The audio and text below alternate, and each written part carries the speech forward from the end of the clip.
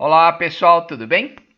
Que ótimo que chegamos até aqui. Olha que bacana, de pouquinho em pouquinho nós estamos avançando no estudo do Evangelho segundo o Espiritismo. E no dia de hoje, capítulo 2, Meu Reino Não É Deste Mundo, itens 1 a 4. Os comentários no final da leitura é da nossa querida amiga Aline. Vamos lá? Capítulo 2. Meu reino não é deste mundo, nós vamos ver a vida futura, a realeza de Jesus, o ponto de vista e depois instruções dos espíritos, uma realeza terrestre. Item 1. Pilatos, tendo entrado de novo no palácio e feito vir Jesus à sua presença, perguntou-lhe: És o rei dos judeus? Respondeu-lhe Jesus: Meu reino não é deste mundo. Se o meu reino fosse deste mundo, a minha gente houvera combatido para impedir que eu caísse nas mãos dos judeus. Mas o meu reino ainda não é aqui. Disse-lhe então Pilatos: É, pois, rei? Jesus lhes respondeu: Tu o dizes, sou rei. Não nasci e não vim a este mundo, senão para dar testemunho da verdade. Aquele que pertence à verdade, escuta minha voz. São João 18, 33, 36 e 37. A vida futura, item 2. Por essas palavras, Jesus claramente se refere à vida futura, que ele apresenta em todas as circunstâncias como a meta a que a humanidade irá ter e como devendo constituir objeto das maiores preocupações do homem na Terra. Todas as suas máximas se reportam a esse grande princípio. Com efeito, a vida futura, nenhuma razão de ser teria a maior parte dos seus preceitos morais, donde vem que os que não creem na vida futura, imaginando que ele apenas falava na vida presente, não os compreende ou os consideram pueris. Esse dogma pode, portanto, ter tido como eixo do ensino do Cristo, pelo que foi colocado num dos primeiros lugares à frente desta obra. É que ele tem de ser o ponto de mira de todos os homens. Só ele justifica as anomalias da vida terrena e se mostra de acordo com a justiça de Deus. Item 3. Apenas ideias muito imprecisas tinham os judeus acerca da vida futura. Acreditavam nos anjos, considerando-os seres privilegiados da criação. Não sabiam, porém, que os homens podem um dia tornar-se anjos e partilhar da felicidade destes. Segundo eles, a observância das leis de Deus era recompensada com os bens terrenos, com a supremacia da nação a que pertenciam, com vitória sobre os seus inimigos. As calamidades públicas e as derrotas eram um castigo da desobediência àquelas leis. Moisés não pudera dizer mais que isso a um povo pastor e ignorante que precisava ser tocado antes de tudo pelas coisas deste mundo. Mais tarde, Jesus lhe revelou que há outro mundo, onde a justiça de Deus segue o seu curso. É esse o mundo que ele promete aos que cumprem os mandamentos de Deus e onde os bons acharão sua recompensa. Aí o seu reino. Lá é que ele se encontra na sua glória e para onde voltaria quando deixasse a terra. Jesus, porém, conformando o seu ensino com o estado dos homens de sua época, não julgou conveniente dar-lhes luz completa, percebendo que eles ficariam deslumbrados, visto que não a compreenderiam. Limitou-se a, de certo modo, apresentar a vida futura apenas como um princípio, como uma lei da natureza cuja ação ninguém pode fugir. Todo cristão, pois, necessariamente crê na vida futura, mas a ideia que muitos fazem dela é ainda vaga, incompleta e, por isso mesmo, falsa em diversos pontos. Para grande número de pessoas, não há a tal respeito mais do que uma crença, balda de certeza absoluta, donde as dúvidas e mesmo a incredulidade. O Espiritismo veio completar nesse ponto, como em vários outros, o ensino do Cristo, fazendo-o quando os homens já se mostram maduros bastante para aprender a verdade. Com o Espiritismo, a vida futura deixa de ser simples artigo de fé, mera hipótese. Torna-se uma realidade material que os fatos demonstram, porquanto são testemunhas oculares os que a descrevem nas suas fases todas e em todas as suas peripécias, e de tal sorte que, além de impossibilitarem qualquer dúvida a esse propósito, facultam as mais vulgar inteligência a possibilidade de imaginá-la sob seu verdadeiro aspecto, como toda gente imagina um país cuja pormenorizada descrição leia.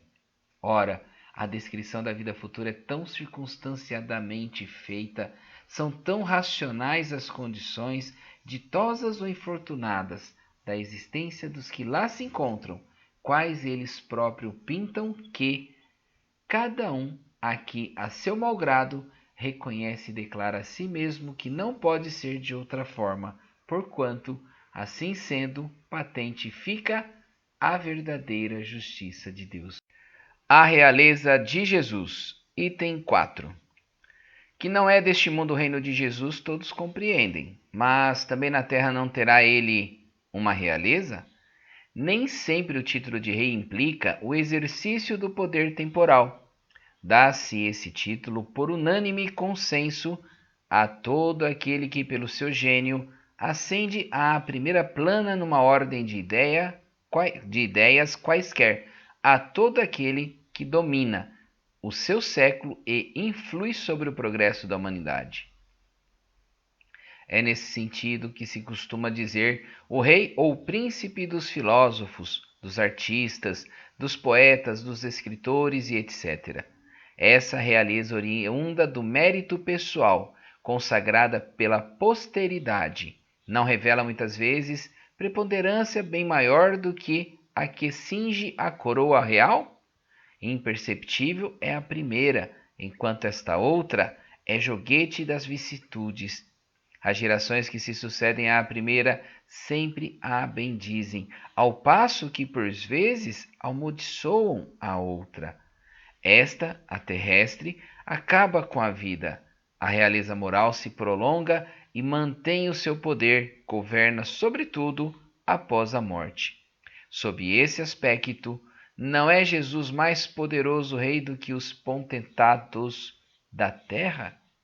Razão, pois, lhe assistia para dizer a Pilatos, conforme disse: Sou rei, mas o meu reino não é deste mundo.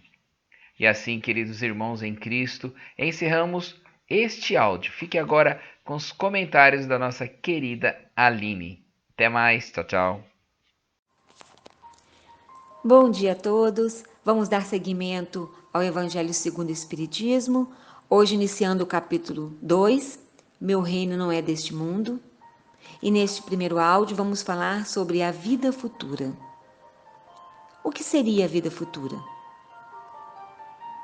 Sem essa certeza, muitos ensinos de Jesus se tornam incompreensíveis e, por isso, impossíveis de serem seguidos, razão pela qual Kardec afirma nesses itens. Este fato é a base sobre a qual se ergue toda a moral do Cristo. Somente a sua aceitação torna possível o entendimento e esforço na prática dos ensinos de Jesus. E quando nós aceitamos a vida futura, buscando entendê-la, desligando dos conceitos valorosos materiais, que conseguiremos entender a mensagem do Cristo. E o argumento que mais me toca em relação à imortalidade do espírito é pensar nos milhões de anos necessários para a existência do ser de hoje. Com o corpo, a mente, a inteligência, as capacidades criativas e práticas. Tanto tempo para construir um ser E não faz sentido viver uns poucos anos na Terra, sonhar, lutar, amar, trabalhar e desaparecer para sempre. Não podemos duvidar nem por um instante da pré-existência da alma e da continuidade da vida após a morte do corpo físico. Esta certeza nos faz compreender tudo o que acontece, aquilo que achamos absurdo, aquilo que achamos harmônico com a justiça de Deus. Como diz Kardec nesse texto, as leis que nos regem, que nos envolve e direciona, e Jesus demonstrou pelos seus ensinos que a vida futura é um princípio, uma lei da natureza, a qual ninguém pode escapar. E Jesus também deixou muito claro isso, demonstrou a realidade da vida futura após deixar o corpo físico. Quando ele apareceu e conversou com Maria de Madalena, à beira do túmulo, onde o seu corpo tinha sido sepultado. E continuou a aparecer em outras conversas. E foram esses fatos que fortificaram seus discípulos. Porque após a ideia da morte do Messias, eles ficaram abatidos. Então, eles viram a confirmação dos seus ensinos e se jogaram na vivência e na divulgação do ser cristão. Tornaram-se gigantes, confiantes na vida futura. Não se importaram em morrer pela causa cristã, porque sabiam que continuariam vivos no além. E o progresso se faz quando nós estivemos mais preparados para conhecer e entender a doutrina, estávamos mais amadurecidos e sensíveis. Conhecemos os ensinos dessa doutrina, porque o Espiritismo nos trouxe a prova da existência e da continuidade da vida, demonstrando a existência do mundo espiritual e de suas leis.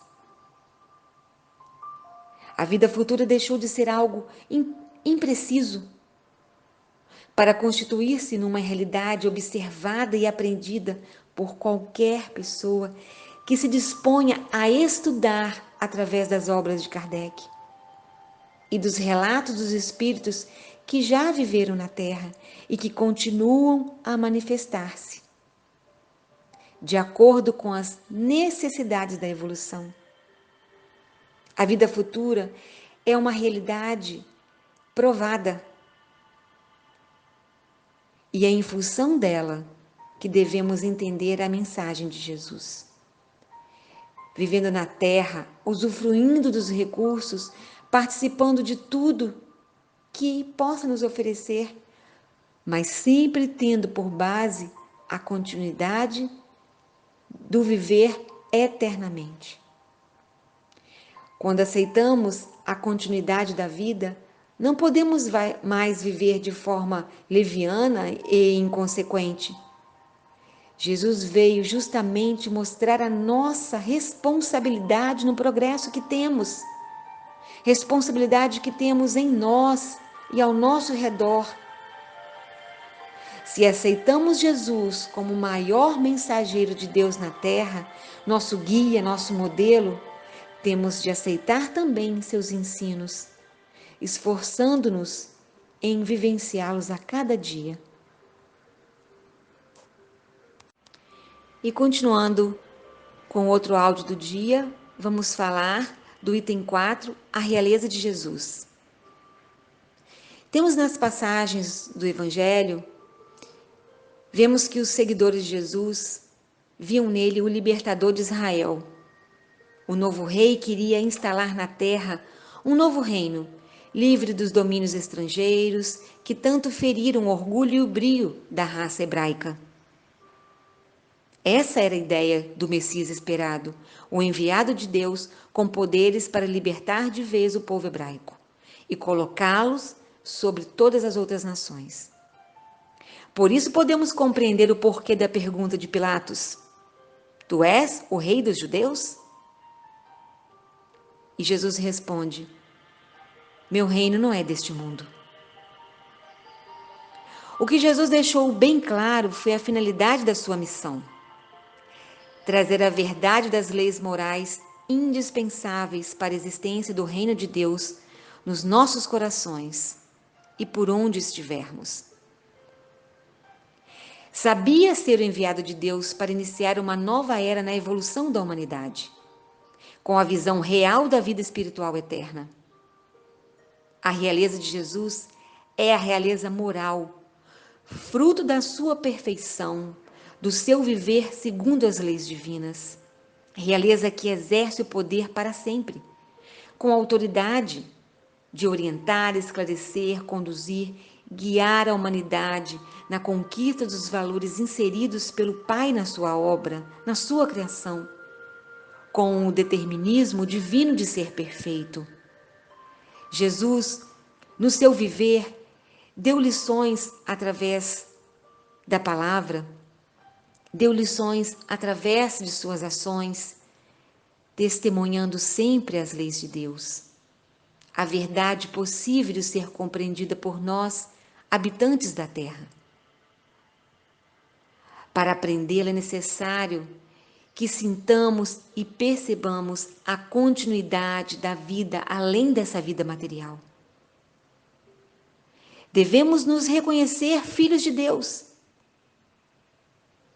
Vamos nos abrir às verdades espirituais, percebendo um mundo muito mais amplo, no qual somos seres imortais, desenvolvendo um imenso potencial intelectual e moral.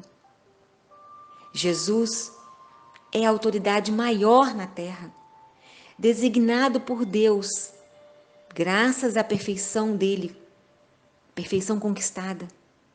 Veio para dirigir a caminhada evolutiva da humanidade terrestre, nos orientando na libertação da ignorância e do apego às coisas materiais. É nosso irmão mais velho, nosso guia, nosso modelo, e está tão acima de nós que nos impossibilita de qualificá-lo com qualquer título terreno. Ele é mais, muito mais diferente de nós devido à perfeição alcançada. Mas ele é próximo, muito próximo de nós, na luz, nas bênçãos e no amor que ele nos dedica, como demonstrou no seu viver e até hoje nos acompanha. Que a paz do nosso irmão, do nosso mestre, do nosso Messias, esteja conosco em mais um dia e que possamos viver incessantemente a busca dos seus ensinos em nós. Que assim seja.